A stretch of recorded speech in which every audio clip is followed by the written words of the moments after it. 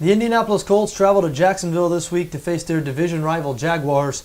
Colts a 7-point favorite on BETDAQ, 45 the total in this game. Not often that a team that has lost their first two games of the season, which the Colts have, are a 7-point road favorite in Week 3. But that's the situation here. Has everything to do with the Colts' opponent. I mean, what do you say about the Jacksonville Jaguars at this point? This team is an absolute embarrassment. They are terrible on both sides of the ball.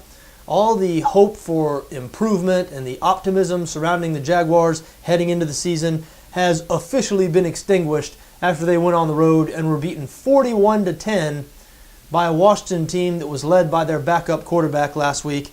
It looked like the Jaguars had quit on the defensive side of the ball. It didn't look like they were still putting forth max effort.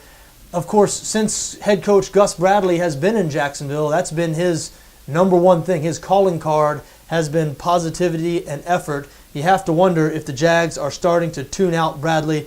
I mean, listen, not only have the Jags been a terrible team in terms of wins and losses, they've been the worst team in the NFL to back over the past couple of years.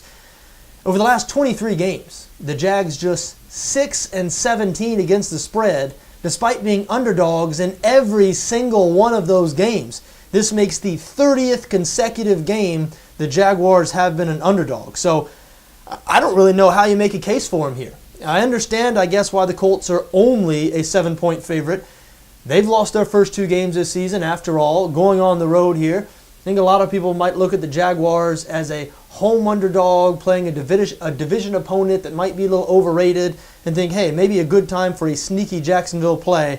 I'm here to tell you that is not a good idea. Last season, the Indianapolis Colts came to Jacksonville and won 37-3. The Colts badly need this game.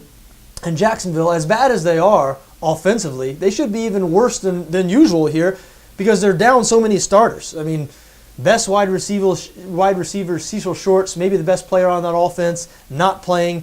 Jags could be starting as many as 5 rookies on the offensive side of the ball in this game.